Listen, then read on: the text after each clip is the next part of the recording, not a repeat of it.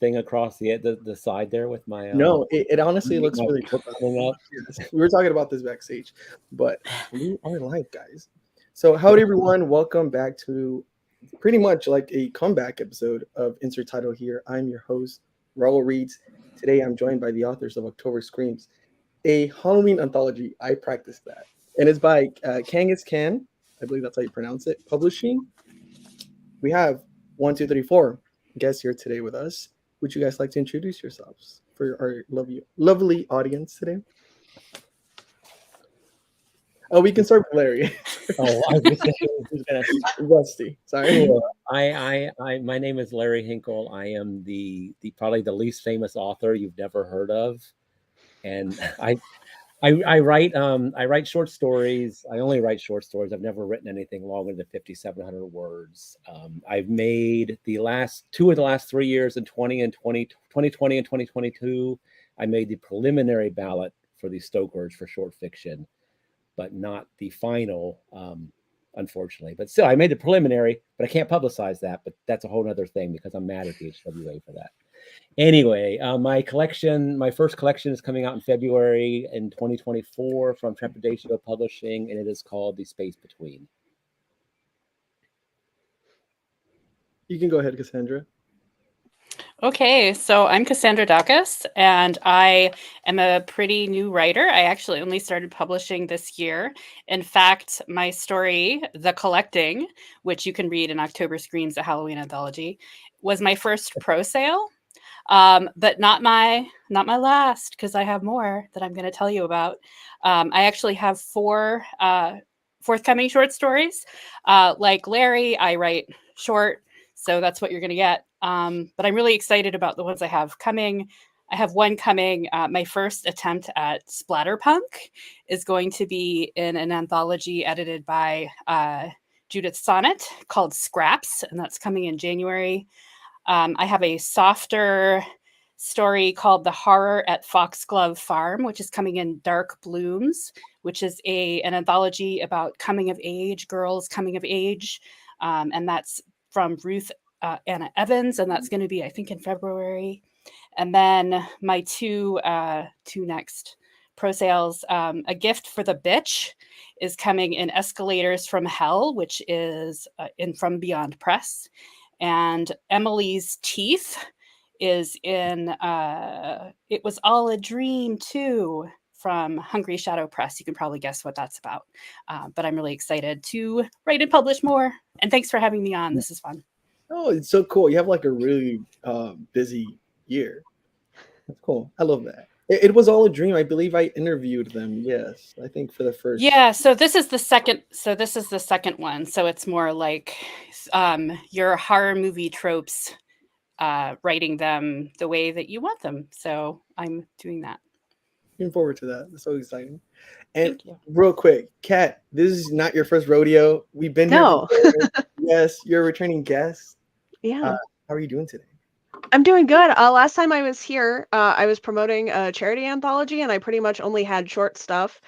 Today, I am somehow less prepared than that.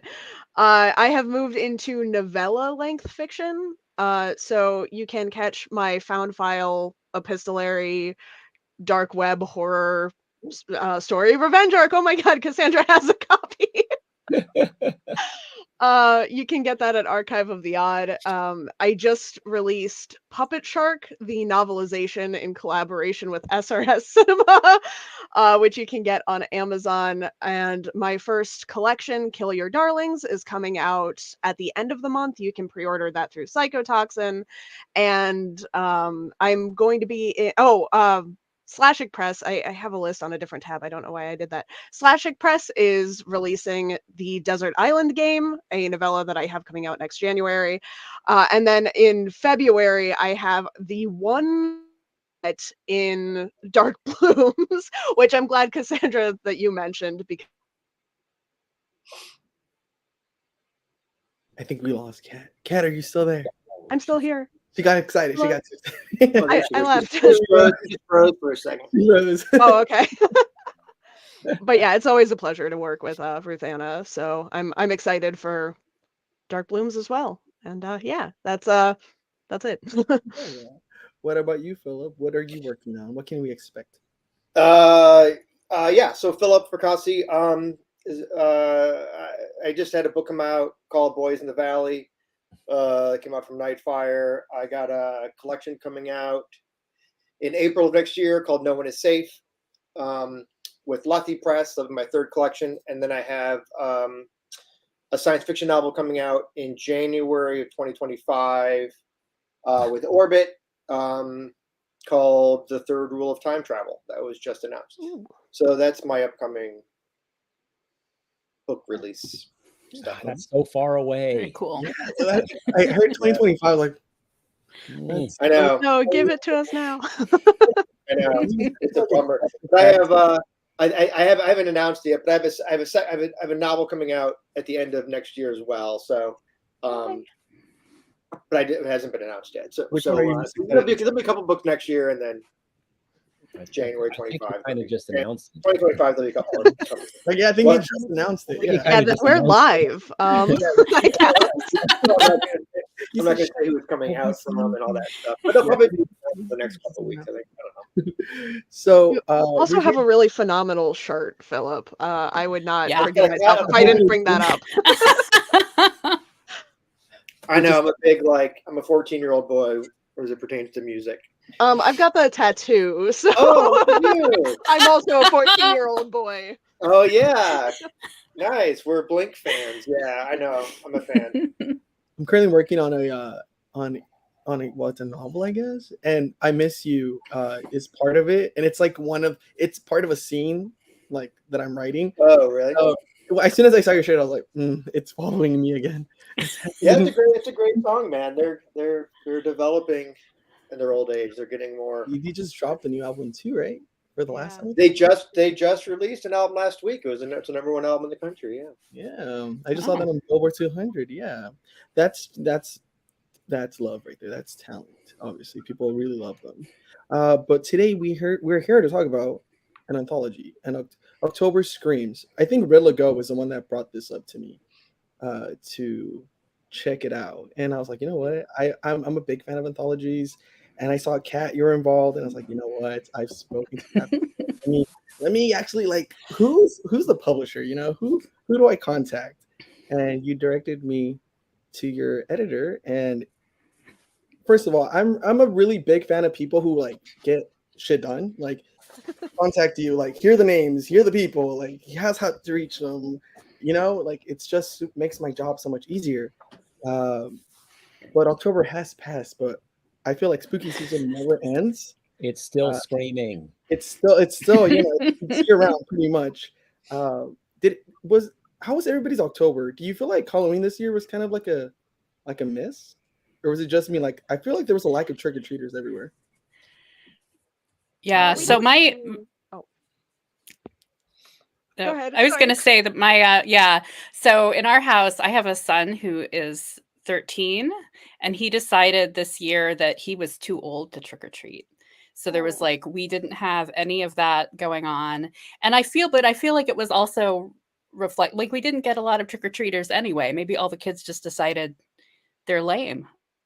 I don't know. It's We had more during COVID than we had this year.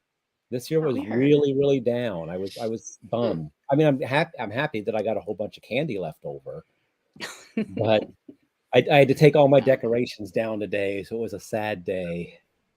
What is it, Yeah. November 5th? Yeah. Except You for went a little bit longer than usual, yeah. I just moved the 12-foot skeleton to the backyard. I'm leaving him up.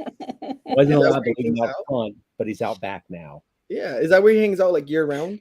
He will. And then he gets permission This is his first year. I just got him. So. Well, it's one of those really, really big ones, right? Oh yeah. Yeah. My It's like my head is groin level. Yeah, it's crazy. I'm like, who the hell how does that even fit in your car? Is it like in pieces? I had to bring the trailer to get it. It would not fit in our Subaru. God. So we have a little trailer we use for garden stuff, and I had to buy it and took it to the car. It's like, oh shit, this isn't gonna fit. Take it back in. So I'll be back with my trailer in a couple hours. So Did anybody dress up for Halloween this year? I was supposed to. Yeah. I had to miss my Halloween plans sadly this year. Because I fell. Oh. October 30th I fell and mangled my leg, and Yeah. now I'm not allowed to do fun Halloween things. So Mm. but I stayed home. I watched Shudder. Made the most of all my spooky subscriptions. Are you doing better now? Do you feel better? Oh yeah, it's way better now. I took like a week off of walking, and it it helped. Yeah, rest and is always good. Yeah. I dressed up as a cow. That was something. Oh. Yeah, it As was a half a cow or as a full cow? it was supposed to be a cowboy, but it Oh. was like the spin was very literal, so it was like a cowboy. I thought maybe you were one of those cow. I Those have. dudes where one person was the back and one person was the front. Here's the I've thing about always that. admired It, those. it was brought up to my attention, and nobody wanted to be the butt, so Right. I gotta be, I can't just one whole cow myself, which is okay because I really liked my costume. It was very howdy of me. Because someone asked me this at work, which is weird because I work for an insurance company. But when kids say trick or treat, has anybody ever like done the trick part to you guys, or have you guys ever done the Oh. trick? Tell me. Whoops. Has nobody done anything? So when I was a kid, I haven't for a long time, but when I was a kid, I had like very long dark hair and an uncanny resemblance to Samara from The Ring. So I spent quite a few Halloweens like crawling down the street and at people, and I was a neighborhood menace for a long time as a kid. Yeah. That's funny. That's terrible. Yeah, that's the worst. And then I graduated to The Grudge, I was like, "Oh, well, I'm getting older, but I can do karaoke, like, I can make the sound, I can, bend my arm backwards, let's do this." That's great. I believe I've egged somebody's house. I'm not sure. I'm one of Oh, those. I'm pretty sure. Yeah. Now that I Toilet recall, paper, soap somebody's house. windows, all of that stuff. Was it TP'd somebody? Is it called TP, right? When you throw the toilet Yeah. paper? TP. Yes. Yeah. I've seen those. I've never done it because I feel like that's just a waste of toilet paper. And I feel like the cleanup is such a bitch. So it couldn't be me. Let me see. Let me look at my next question. We're gonna go a little bit more into like stories right now. And I think I was watching somebody's podcast and they talked about this. As authors, do you guys like short stories, novellas, or novels when it comes to your writing? What do you guys prefer? We can start with Larry. I prefer to write short stories. It's just what I've always done. I'm an advertising copywriter. I've been a copywriter for 30 years, so I've just have been trained to write short, and I have not been able to break the 5,700 word barrier to this point. I am attempting, because my collection comes out in February, and I've got a table at AuthorCon. I'm splitting a table with Tom Dede so I can glom off all of his traffic to sell my one book. But I really want to I've got a story in my head with 3 of the characters from different stories in the collection, what happens to them, how they all come together. And I've outlined a novella, which I've never done before because I'm a total pantser. And actually, I outlined it when I was pretty high when I outlined it. And I looked at it and I was like, wow, this doesn't suck at all. I could probably write this. But I haven't. So, but I want to write it and self-publish it in time for AuthorCon. So we'll see if that happens or not. But I'm definitely a short story person. What about you, Cassandra? Which format do you prefer? Yeah, so I've written not horror stories, but I've written some pretty long fan fiction. Actually, wrote fan fiction for a long time before I started writing original horror, and I've written some longer things. But since I've been writing horror, it's all been short. I think I've written longer than 5,700 words. I did because I published a novelette earlier this year that was something like 12,000 words. But there's something really fun about being concise, about like coming up with an idea and saying, I'm just going to like make it work in this very short thing. So I actually like writing flash. I write a lot of drabbles. I've, there's something really fun about just having an idea and kind of making it work little. But I would like to write some longer things. I'm doing Nano right now, NaNoWriMo, and I probably won't come out of it with 50K if I keep going at the rate I'm going now, which isn't great. But yeah, there's something, I don't know. I just like I'm just still so new at it. I just love kind of writing. Yeah. This is the next question is for Kat and for Philip. You guys, it's a separate question. When it comes to writing, do you guys feel like it's harder to scare people because they're not like looking at the thing? They're not actually there. Like, when you watch a movie, it's easy to get scared because you're pretty much seeing the thing. But do you guys think it's harder to scare people off like just reading? I certainly think that I think it might be easier to scare people reading. Because for me, the movies that have always been the scariest are the ones where my imagination fills in the blanks anyway. And I feel like writing is a genre it's a medium that lends itself really well to horror for that reason. The thing about it though is that I'm very desensitized to movies, and a little bit less so for books. But I find that trying to scare myself is kind of the thing to do, where it's like, I write about the things that freak me out, and then either a lot of people are going to read it and not be scared because they're like, who's afraid of this? But there's a slim minority that's like, oh yeah, me too. Like, I don't like this. And yeah. Yeah, I think it's a different kind of scared. I think movies are just because they have the element, because they have sound and the visual. And they can edits, and things like that, jump scares and the creepy creatures crawling around or hiding in shadows or whatever. It's just it's so much easier to do it with that medium. I think with fiction, I think it's not really, you can't really, it's hard to pull off jump scares or to have something be visual to the extent that it would be frightful to a reader. But I do think, to Kat's point, I think you try and let the imagination work for the reader. You try not to over explain or go into overly detail what someone is seeing or or a creature or a villain or a murderer or monster, whatever it is. I think it's you want to leave it to the imagination. I think a lot of readers tend to feel more scared after they've put a book down, and then they're kind of alone in their house and they're turning the light off because they're going to sleep, and then they're thinking about what they've been reading. And I think that's when I think books can creep into the consciousness a little bit, maybe a little bit stickier than movies can, because I think you begin to think more about what you've read, and sometimes it's a little scarier after the fact. Do you remember the last time you like been really scared after reading something? The only time I've ever been scared reading something was when I was 14 years old and I was reading The Shining, and I got scared reading the bathroom scene, and I put the book down, and had to take a little break.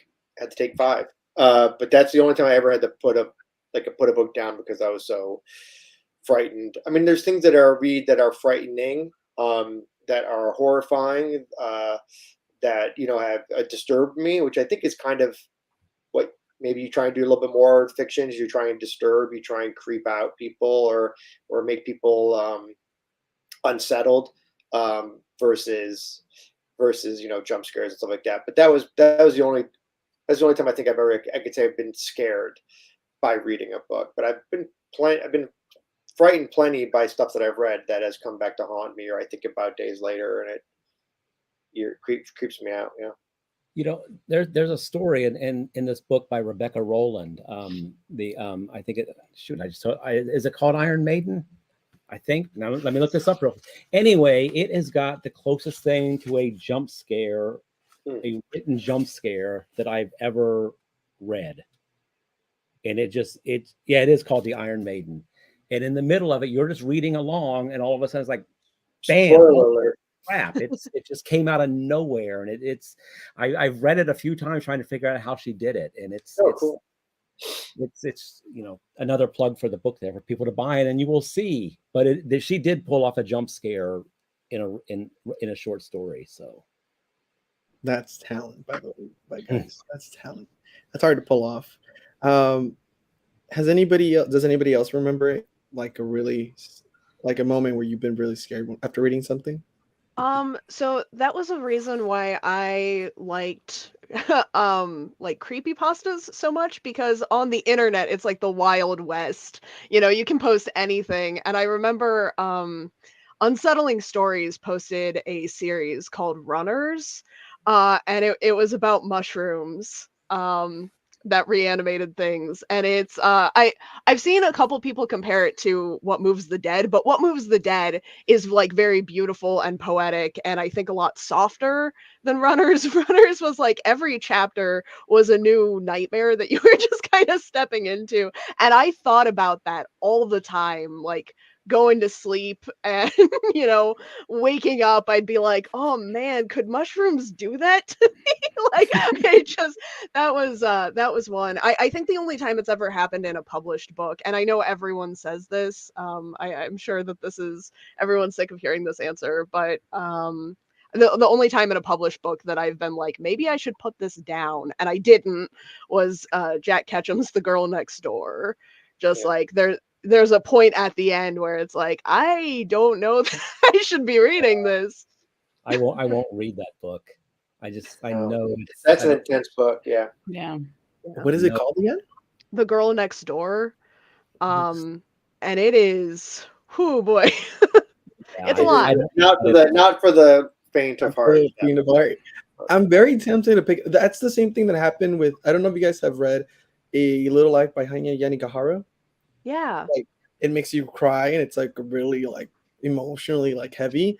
I cried like a bitch. Like, I went heavy on the tears. I'm an ugly crier, so it wasn't pretty at all. So I've been wanting to find that kind of like high, but like with a scary book where I'm really scared. So that's why I had to ask you guys. I was like, just ask them. I would recommend The Girl Next Door if you want to be really upset and not talk to me anymore. If I get traumatized, I'll let you know. I think the only time a book has scared me was the last 20 some pages of Pet Cemetery. I read that when I was a kid, and that when little Gage came back just freaked the poop out of me. It was bad. But other than that, you get like Philip said, you get unsettled and you think about it later and it sticks in your head and bugs you for days and stuff. But that was the only one that I was really scared when I was reading it. Yeah, I don't know. I read about when I was 22, I lived by myself in a little apartment in a great big house with a whole bunch of other little apartments. And I read The House of Leaves. And there's this scene in the house, which is unsettling. It's not, I wouldn't say it's normally like scary, but it is unsettling. But there's this scene where this door appears in the living room. And then there's like a knock at the door. And I just like that would freak me out. And I had to like run to my neighbor's apartment and was like, can I hang out with you? And then I kept reading because I didn't want to stop, but I couldn't be alone. That book is very popular. When I used to do BookTube, it used to be very popular amongst the booktubers. Like, oh, let's do it for October. But everybody's like, this is such a weird, like, disturbing book. Like, and everybody would give up. It was one of those like, let's do it, but nobody finishes it like ever. It's a lot to read, not because it's scary, but just because there's a lot. Yeah, well, I was gonna say, once you get to the part of the book where you're spinning it around and all that. Yeah, kind of stuff, I was like, all right, what the fuck is this? Yeah, I was like, we're doing too much. Yeah, it was doing too much for what it was. When the call for this anthology went out, did anyone have a story already like in their back pocket, or were these stories created specifically for this anthology? My story was written already. I had written a Halloween story about a year ago or so, maybe a year and a half ago, and I really didn't know what to do with it, so I didn't do anything with it. And then I got the anthology invite, and I was like, oh yeah, I got a Halloween story for you, and they didn't want. I think mine went long, but they accepted it anyway. Yeah, it's come a long story. And I did like a rewrite and polished it up and made sure it was not too embarrassing. But yeah, so I had one written because I think I was on tour at the time for my book, and I wasn't writing much of anything when I think it was right around that same time. I had a really shitty version of mine already written, and I shared. I'm in a writing group with like Krista Carmen and Tom Dede and Valerie Williams and a few other people, and they helped me make it less shitty. But so yeah, I had the idea and I had some crap on a page, but it took some work to get it to where it is. Yeah, I And had then a story. Kane, editor, I'm sorry, the editor Kenneth Kane helped a lot too. I just wanted to give him a plug. So Yeah. I had a story that I had written for another anthology, another Halloween anthology, and it had been rejected. And when I saw the call, I almost didn't submit it because it was kind of I don't know if you guys remember, but it was kind of a terrifying call. It was like, we're only selecting the Scariest best, and you're going to thing. be with these great authors. And I was like, well, here's my poop, like, hope you like it. And so it was really shocking to, especially since it had already been rejected. I was like, oh, okay, I guess it wasn't bad after all, Rejection doesn't mean it's bad. It just means that one person didn't like it. Yeah. And it probably means I have to that keep millions of reminding other myself people would. The call was so intimidating. So I was setting up a website at the time, the Sinister Scoop, where we post calls for people that are trying to get more submissions to their anthologies. And I had someone sent me, they're like, doing this Halloween anthology, and I was like, great. And I was in the mood to write anyway, so I sat down and I did my submission, and I found like the information and stuff while I was posting the call. And then it was like, it was the most intimidating submission I had ever read. And I had that same moment where it's like, I don't know if I want to submit to this. Like, because it was like best of the best. And then it's like, here are our invited authors. And it was, I don't remember how many of the slots were invite slots, but the list was intimidating. It's like, oh, geez, I don't know about this one. But at that point, it was already written, and I was like, well, rejections are gonna be fine. What's the worst that can happen? But yeah, no, I wrote something specifically for this call, but not really, because I had planned on sending it out kind of everywhere for Halloween season, and I sent it one place. I sent it here. And you made it. That's the Yeah, best part. You made it. So we're gonna talk about the last Halloween, Larry. You're first. For the audience watching us from the comfort of their home, can you tell us about the last Halloween, but like without spoiling it? I'm gonna put the banner down because I just realized how big it is. But we're speaking about it is about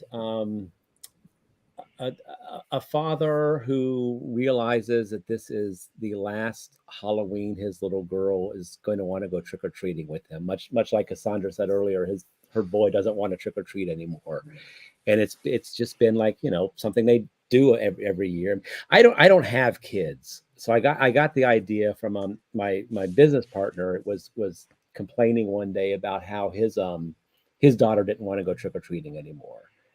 And then my wife and I don't go to a lot of movies, and so we saw all these little kids in yellow running around one year, and we're like, what the hell is that? It's like Minions. So those two just kind of came together, but it's basically it's about a father going on his last Halloween trick-or-treating with his daughter, and they start seeing a bunch of kids in costumes that he doesn't recognize, and they're little alien costumes, and then shit happens. I don't want to spoil it anymore after because you can't really. But really quick, Larry, for my sanity, did you include the meteorite conversation for the sole purpose of making that Carl Sagan reference or the joke? No, I'm an astronomy geek, and I wanted to be an astronomer when I was a kid, and then I went to Ohio State. In my first astronomy class, I realized how much math was involved, And I was like, oh yeah, this ain't gonna work. Why? Yeah. What can I do that's like the furthest away from math? So I got a degree in journalism and advertising. But I still, I mean, I have a telescope and I go out and watch all the meteor showers, whenever I can. And so it was just a fun little thing in there. I was like, let me find out. Larry just did this. Like this, I'm like, he's setting up a Carl Sagan joke. Did you watch him growing up? What's that? Did you watch him growing up? Not as much as I should have. I didn't watch a lot of TV growing up. I don't know. I was out playing and reading comic books and stuff, but not as much Carl Sagan as I should have. I do like some of the word choices you had throughout the story. Poindexter, have not heard that in over a decade, but I was like, that's fucking funny. That's a good one. You also used the word tits gonzo. I Googled it. I'm letting you know right now. Sending you the invoice for my therapy session. I should have known it was gonna be something like with boobs, but I was like, oh no, it's gonzo. It's probably like. Oh, okay. That one is my wife came home from work one day and she was upset that someone said, we're going balls to the wall on this project. And she goes, I need a female version of that. And I just said, what about full tits gonzo? So she uses that at work now and she'll be like, we're going full tits gonzo on this project. So of course I had to put it in a story at some point. Was it develop, or I got this really bad habit of saying I'm balls deep into something when I'm like really into something, which is, I know it's so inappropriate. I'm so sorry, but I say that anywhere. Like someone at work, we're doing insurance. Obviously, they're like, "Oh, how far? Like, have you been doing your notes?" I was like, "Dude, I'm balls deep into this policy right now. Give me a second." And it's like mom's like, "Stop saying that. It sounds so happy." Like, I know, but I just mean like I'm really in it, but I know it sounds wrong. Now So you when have an alternative. Now you can say full tits gonzo. I was at work Googling this, Larry. I was reading the stories and I was like, tits gonzo. Like, that sounds really cool. There's a bunch of boobs everywhere. I was like, what the fuck, Larry? I want to make it happen, but I think it's kind of like fetch. It's just never going to happen. Yeah, fetch. That never really. I remember when I was in middle school, probably before that. No, I'm pretty sure I was like in elementary school and people were trying to say fetch because of Mean Girls. Never caught on. She was in line. It's not going to catch on. It didn't. It just makes no sense. It's a random word. So your story has something to do with aliens. That's not a spoiler. That's a known fact. Do you think it's hard? I feel like it's always hard reinventing the wheel. Like we've seen these creatures before. Do you think it's hard to scare people when it comes to like things they're familiar with? Yeah. That's a good question. Because I don't know that it was the aliens as much that was scary as just the quietness of the neighborhood as it grew, as you started to figure out what was going on, and people whose houses should have been lit up weren't lit up, and I think it's just as the story escalated, more and more things have, but I mean they're just little aliens with little octopus arms and eye stalks and stuff. They're not all that scary, but I think it just, as the neighborhood kind of just like shrinks as the story kind of moves, closes in on you. I hope that was the scary part. You know what scared me the most towards the end, when I'm just gonna do this, when they're like from one another. You know what I mean? And I was like, as a parent, I would be freaked the fuck out. I was like, where is this bitch? Where's she go? I'm not looking forward to that, because I feel like as a parent, you're always worried about your kids, and I don't want that. I'm worried about my dog right now. So it's like, if you're an animal, I can't imagine a little human being. I would be flipping out. I'm 58. My time for kids is way past. My wife and I decided long ago we weren't having them. But Halloween night is the one time of the year I'd love to have kids around. But so that part of the story was hard for me to write, to try to get in that mindset of what it would like, knowing that this is the last time your daughter is going to do this activity with you again, and trying to enjoy it with her, and she's not into it. She's just into her phone and her friends, and so I showed it to my friend whose complaint prompted me to write this. He said, yeah, that's pretty good. So We freeze. hopefully, Did I freeze?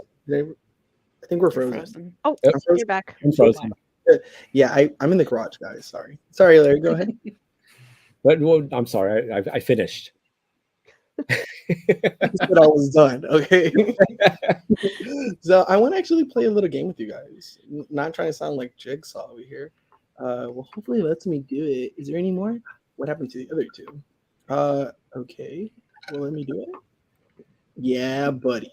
It's an emoji horror movie. Oh, I think we played this before. I played it, like I'm telling you, it's been a year, but I really like this game. So I'm gonna display a little banner. You have to guess what the horror movie is. Anybody can guess it. Cabin in the Woods. Period. There we go. This one's a Sorry, little favorite bit, movie. was a little bit tricky. I don't even think I know the answer. I don't even know what that know last thing this. is supposed to be. Is it a mountain? A mountain. I don't want to say the word because it gives away the title. Oh, okay. That makes sense. Peak? Something peak? No.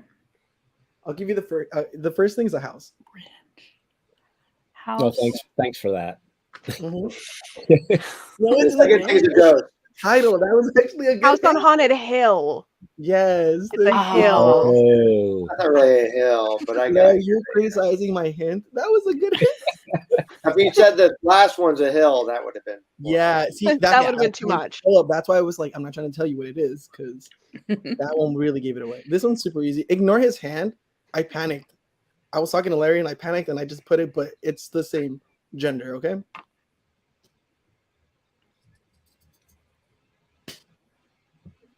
Candyman. There you go. Ah. Ignore that. It's winning. Get's good at this. Is that a movie? The birds. Equal. Or Birdemic. I would take either one. yes. This next one, I hope it trips you guys.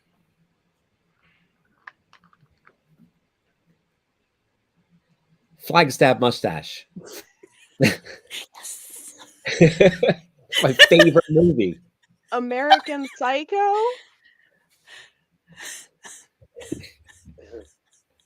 I think I just spit my drink out. That was a good one. That's the American Psycho. Oh my god.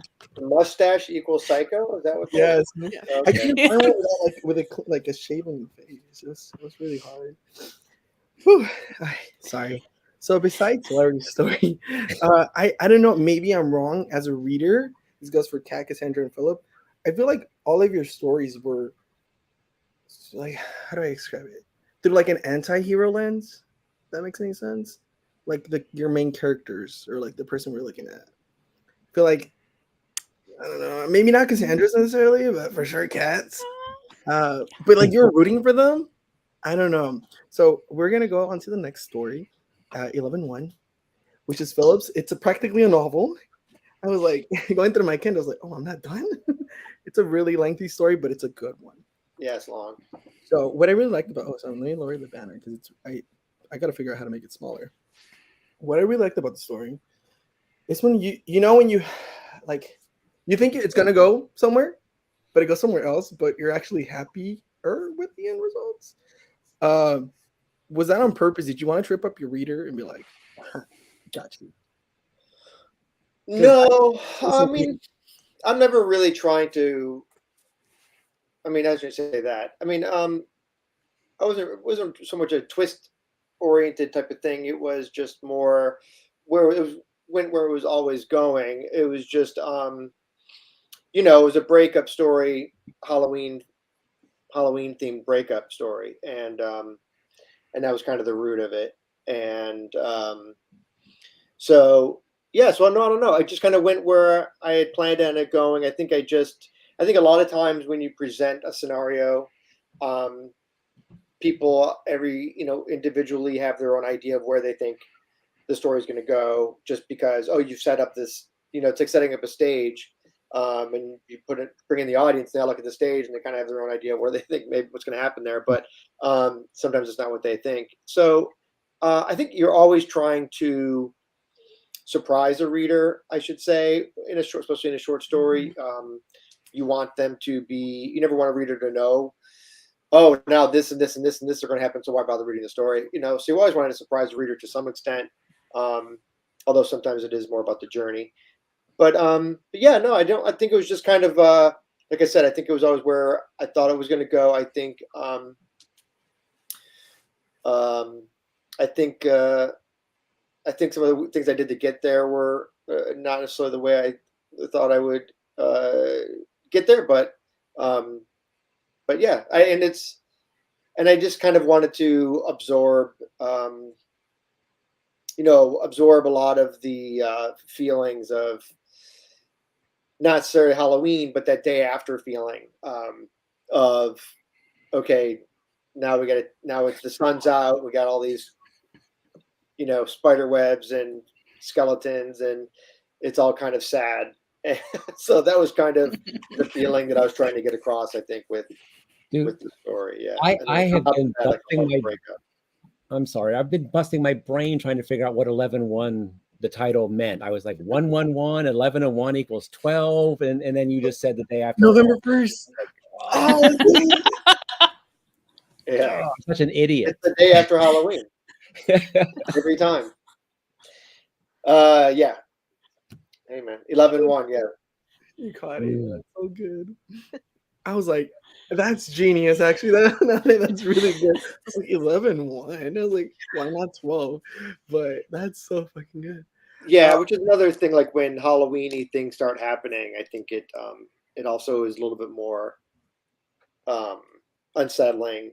Because wait a minute, it's over. What are you guys doing? What are the trick-or-treaters doing knocking on the door? Things like that, I think, are little moments of creating an unsettling, feeling with the reader, hopefully. That's actually really creepy or scary to think about. Which is funny enough too, because on a normal day, if anybody came to your doorstep dressed up in a costume, you would be like really scared shitless. You're like, what the fuck is this person dressed up outside my, But on Halloween, it's like such a weird thing. Like, oh, collectively as a society, we decided on this day, if a motherfucker pulls up to my house, I'll give him candy. That is so weird. I really need to look into that because that's a trip. Yeah, yeah. But the day after, you really don't want anyone showing up. Anybody knocking on your house. No. I literally avoid the door. If somebody rings there, like the doorbell, like a plague. I hide. I turn off all the lights, which is crazy. You're in the safety of your own home. You're like, no. When I was a kid and we'd go trick or treating, we made a point to always knock on the doors of the houses that had no lights on. You're a menace to society. That's to be jerks. Yeah, we'd go pound on the door, trick or treat. When they'd have all their lights off and no decorations and the doors closed and barred. This is like such a specific thing, but I have always wanted a movie that takes place in the Purge universe, not on the Purge. And this is, I want to see that 1% crime rate somewhere else. And 11-1 gave me those kind of vibes that I had been looking for, where it's like the day after where these kind of creepy things are acceptable. And then like there's just something off about living in that world the rest of the time. And I thought that was very satisfying. Yeah, technically, I guess it's a November story, so you made it on to October Screams. Yeah, they bent the rules for me. I loved how each time you described the trick-or-treaters, it got a little more disturbing. At first, it was just a kid in a werewolf costume. The next time, it's a little more, or the little kid who's dressed as the mortician. And it's a little grosser. It was just a great story. Oh, thank you. Yeah, I read all your guys' stories too. I really enjoyed them. Honestly, I did. I read them earlier today, so that I could be privy to what we were discussing. And I thought they were all really great. I haven't read the whole book. I just read your 3 stories. Don't tell anybody else. I just got. I had to buy the book. Did you guys all get sent the book? I didn't get a book, so I had to. You didn't get a book? You didn't get a book? Oh no. No, so I just bought a book on Amazon, so I'd have a copy. But. Oh, I would ask for what is it called? Compensation. I was like, hey. I know some people got books. So I don't know. It's all right. I have a lot of books. So. But yeah, so that was the idea. That was the feeling, and thank you, Kat. It's very nice. So I was just kind of trying to do that, and it's also the woman who is the main character in the story, is hungover and she'd been through a horrible breakup, and the last thing she wanted was to deal with rogue trick-or-treaters, and so it all kind of played into the discomfort and off balance feeling, I guess, that permeates throughout the whole story. I like it. I honestly felt like yours, even though it was longer than the rest, I think you were able to keep the momentum going. I've read a lot of anthologies, and I've seen people like kind of like bring the whole collection to a halt, and you're like, do I want to read the next one? Well, I'm glad I didn't do that. Yeah, it's I have a real problem writing short fiction. I write a lot of short stories, but it's really hard for me to write something like 10,000 words is right around my wheelhouse. It's where I usually end up. I try very hard to get them under 7,500. But yeah, for whatever reason, it's really hard for me to write like 2,500 to 5,000 word stories is really difficult for me. And I don't know, for whatever reason, I just can't seem to ever do it. I always, even though I try to, I go out thinking like, okay, this is going to be very short, very quick. And I just end up blabbering on too much, I guess. But so yeah, it's a little, I did cut it, but they're so good though. I mean, Behold the Void and Beneath a Pale Sky are two of my favorite collections. And even though they're long, some of the stories are longer, they don't feel long.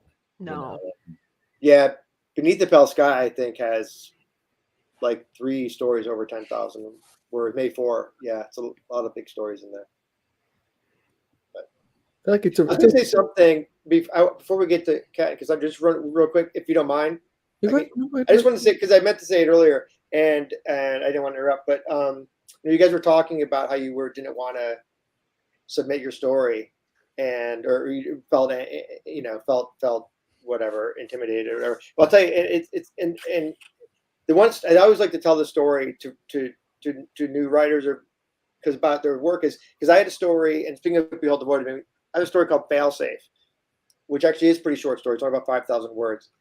And I sent that story out to almost, I think it was like 24 editors, and every single one of them rejected it. And when it came time to put together my first collection, I was like, I really love this story. I don't know why everyone doesn't, no one else likes it. I really like the story, so I'm going to put it in my collection. And I did, and then it got reprinted in Best Horror of the Year. It's been reprinted in Nightmare Magazine. It's been reprinted in 3 different languages.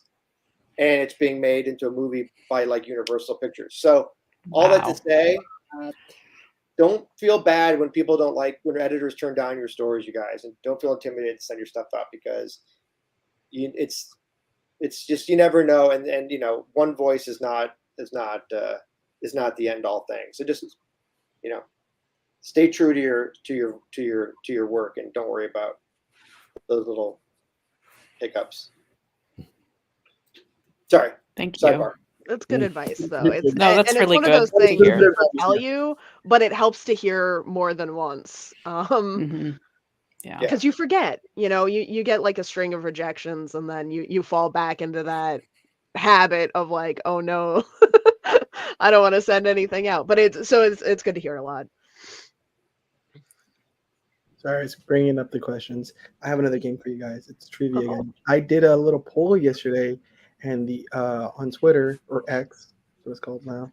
I asked them what decade would they like me to quiz you guys on, and they picked 90s. So hopefully you guys are good with your 90s part trivia. It's only let me see how many questions. Confession time. I saw this. I cheated. I voted. You didn't have my decade. I'm a 70s horror 80s, 90s, lover. 2000s. Yeah, I was like, I'm gonna play it safe and not go too bad. I don't know most of these things, so hopefully you guys know some of these. All right, so in the movie Seven, the serial killer is going through the 7 deadly sins to justify his murders. Which sin inspired murders comes first? Is it gluttony? Yes, you're correct. Oh my God. Ding, ding, ding. I'm like going I've all the seen way that back movie to like 10 7. times. I've only seen that one, I think, like when I was a kid. So I had to Google the answer. What? I only remember Sloth because that traumatized me as a child. Yeah, I felt it's gross. Like the one with the air fresheners. Which one was Yeah, Ugh. that was the one with the air fresheners. Wow. And Oh, that then for was a long the time, I one? was like freaked out by air fresheners. Do you really think that many air freshener? No, because it starts to smell after a while. Mm. Yeah, he thought he got away with it. So next question is: which teen slasher from the '90s was based on a novel? I Know What You Did Last Summer. How do you know? You Googled this, right? That's my least favorite novel of all time because I thought it was a horror novel. It was a young adult romance.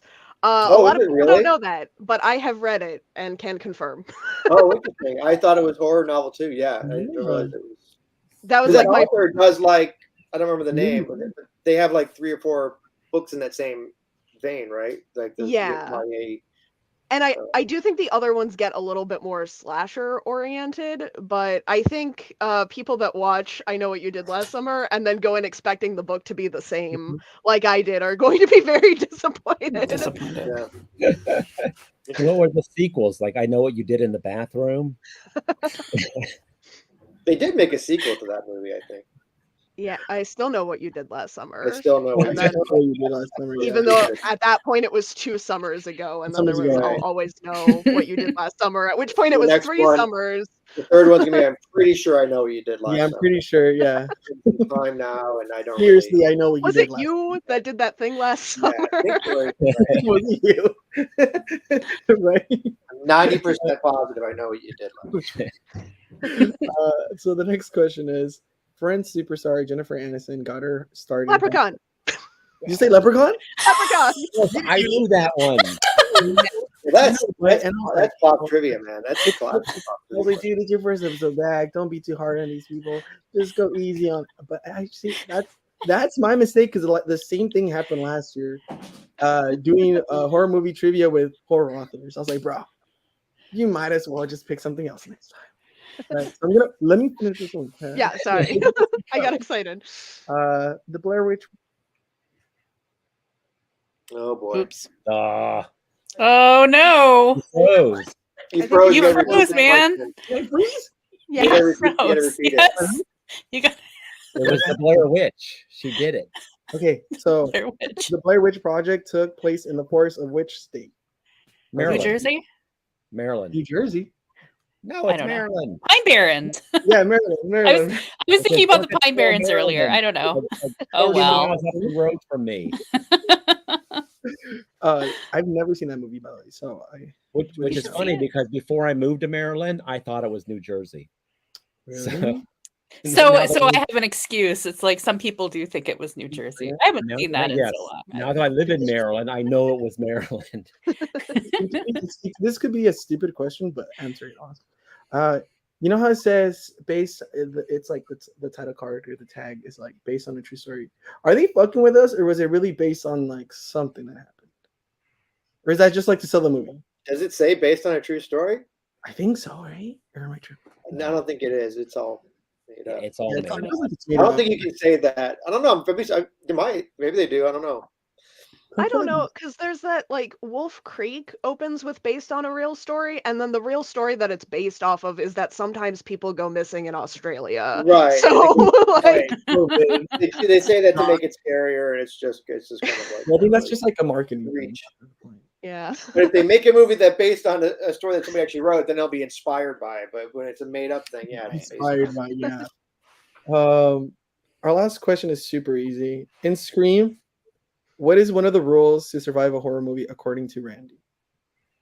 My hero, Randy Meeks. right. Ones don't have sex, right? No Have sex. That's one of them. Yeah.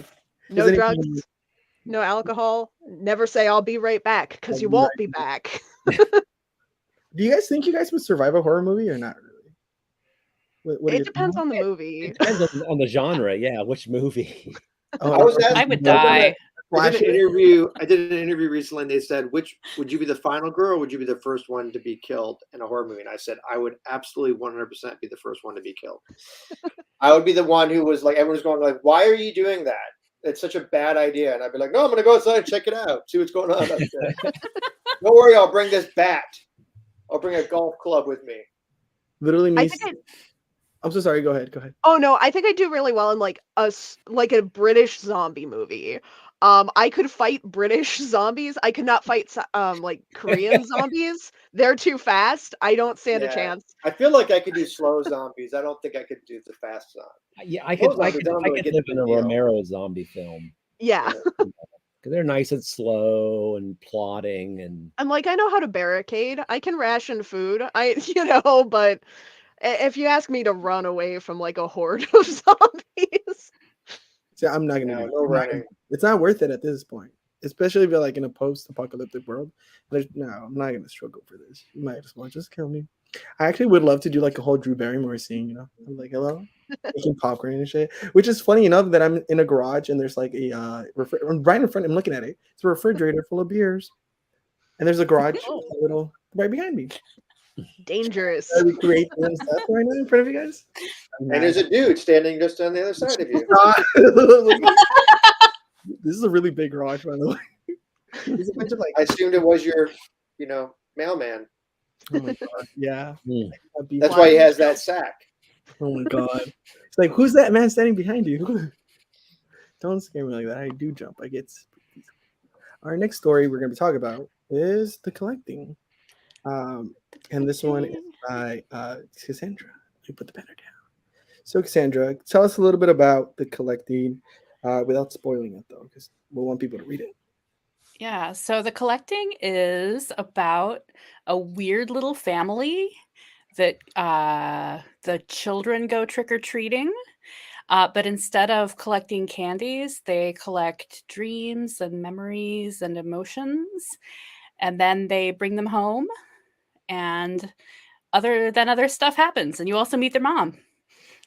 Is that enough? That's good. basically it. You know what I was just imagining while reading this? Have you guys seen the movie Coraline? Yeah. Like, have you guys seen like The Other Mother? Have you guys seen it? No, Oh yeah. I read the book. I haven't seen the movie. I've never read the book. Yeah, Books Coraline, better. The Other Mother with the little buttons on her eyes. That's what I was thinking of Nice. when I was reading this. I was Oh, like, that's the vibes. See, and Scary. that's why it's yeah. She's a better- little bit that's like why- that. That's why it's better to let people use their imaginations, because Yeah, because you can what just you're thinking is probably way creepier than what you could write. Yeah. I wasn't thinking about buttons for eyes, but you can imagine buttons for Yeah. eyes if I you think want. Yeah. that's the coolest thing about like not being too descriptive with your characters, because you can just like picture whoever you want in your mind. As soon as I hate like thinking of a character like what like I see them as something in my head, and then down the line they're like he ran his fingers through his blonde hair. I was like, blonde hair, bitch? No, you have black hair. What are you doing? I was like, go dye it, get box dye. It's not gonna work out for me. I'm just like, it kills the mood for me. I don't know. That's kind of like nitpicking, but I really like your story, and I like the little touch about them collecting dream secrets and memories. I think it was real quick. But this little girl, why did she feel it? I'm very curious. Why did she feel Why it? did she?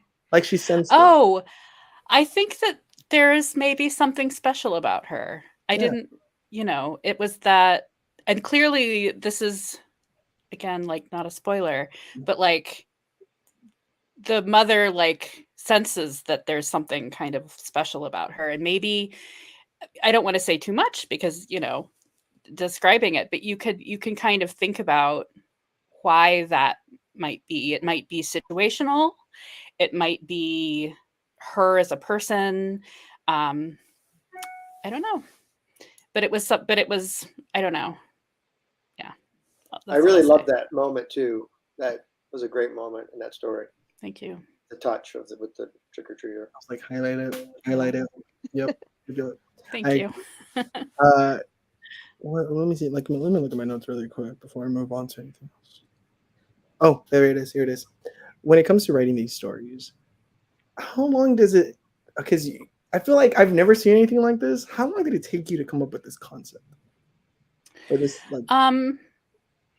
Yeah. So I think it came together pretty quickly, like in terms of having the idea and then writing it. It was probably, I mean, it's been like quite a while now, but it was maybe even a few days where where at first I came up with the idea, which was the trick-or-treating. And I was like, okay, so they're going to trick or treat, but instead of taking candy, they're taking these other things.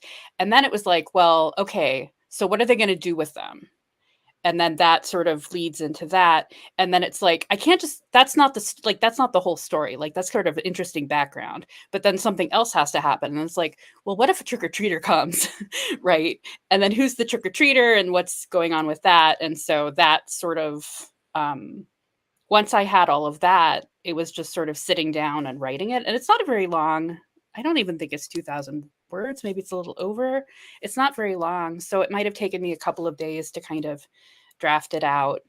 And I got feedback. I had a couple of beta readers who helped me a lot with what I usually need help with, which is like filling in more detail and sort of providing more of that. And so, and then I probably, after I got it rejected the first time, I probably also did some more polishing between.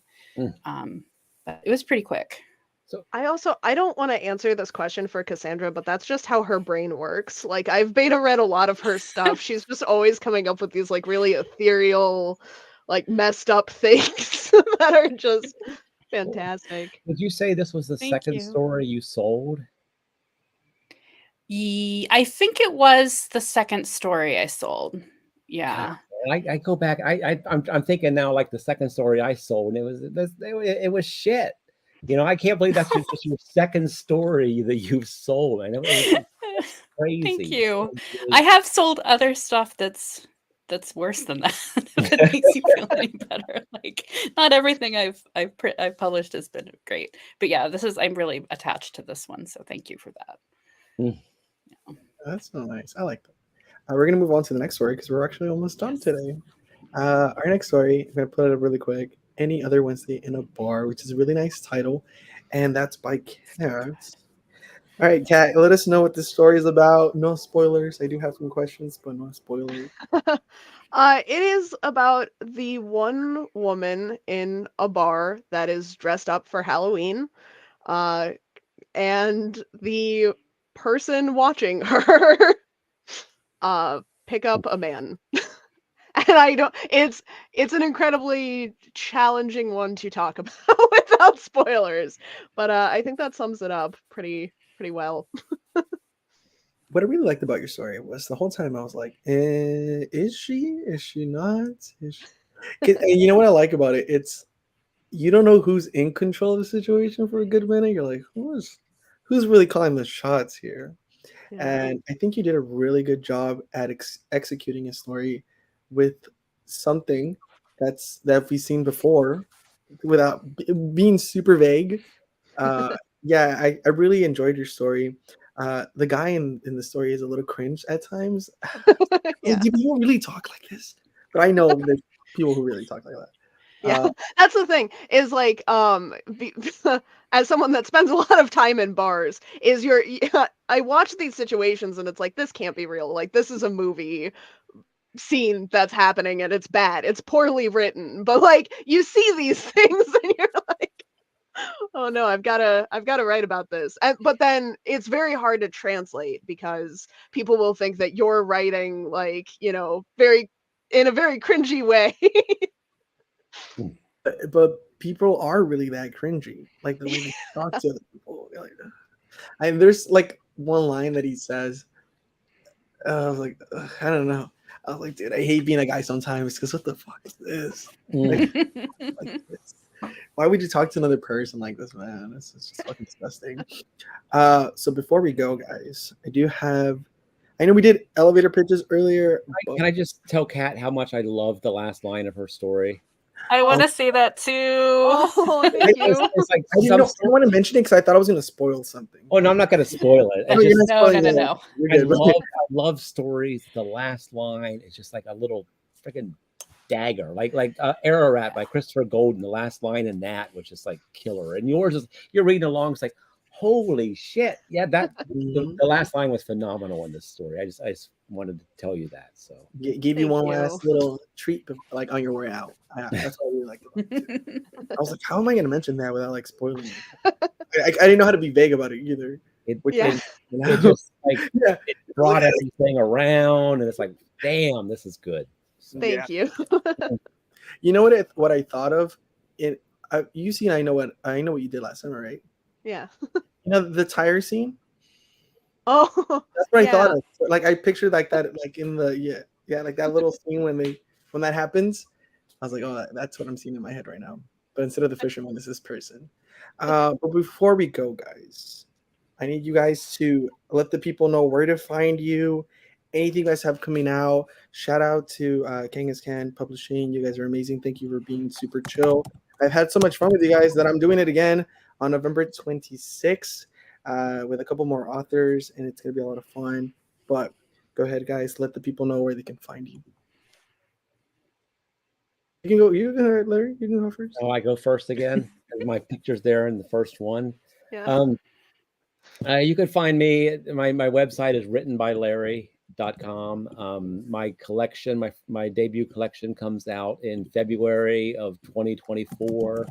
So look for it. It's from Trepidatio Publishing, which is an imprint of Journal Stone, and I'm super excited for it. It's got 10 new stories and 10 reprints.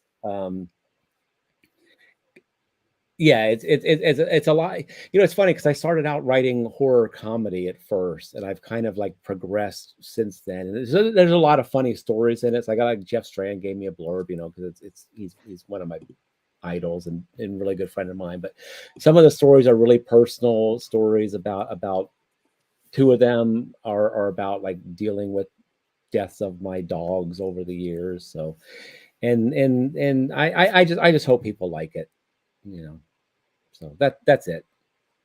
Make sure to find me in March, Larry. We should have like a little interview on March.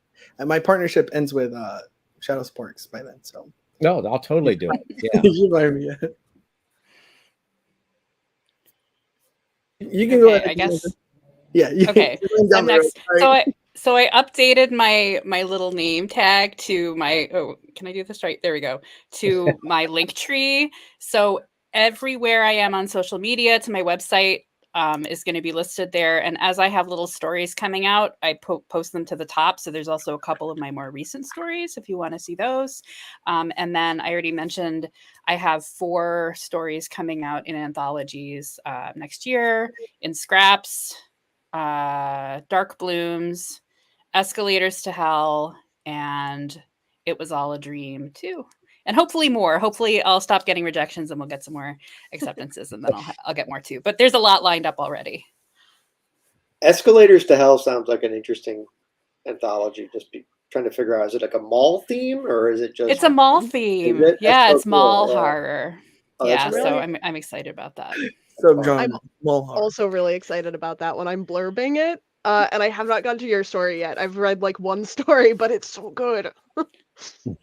Great. Where can the people find you, Cav? Oh, you can find me at catvoleur.com. That's CATVOLEUR because I'm French. And that's where you can find all my stuff. I just had my crazy shark story come out, and Kill Your Darlings and the Desert Island game are on the very near horizon. So Yeah. And can I say I've read Puppet Shark. You can see Kat and I read each other's stuff a lot. I've read Puppet Shark, and it is so wild and so much fun, and I really loved it a lot. I haven't seen the movie yet. I need to see the movie now. They're very similar. That's next on my list. Yeah. Me? Yeah. Yeah. So I stole Cassandra's idea and I put my website there. pforcasi.com is where you can get me. I'm on Facebook. I'm on Twitter. I'm on Instagram a lot. And there's a group of, if you're on Facebook, there's a group that was created by some readers of mine called Fracassi Freaks. That's a lot of fun. I do a lot of exclusive stuff in that group. I was like 600 people in there now, so it's a lot of fun in there. And then like I said, Boys in the Valley is out now. No One Is Safe comes out in April. You can pre-order that through the Lethe publishing website.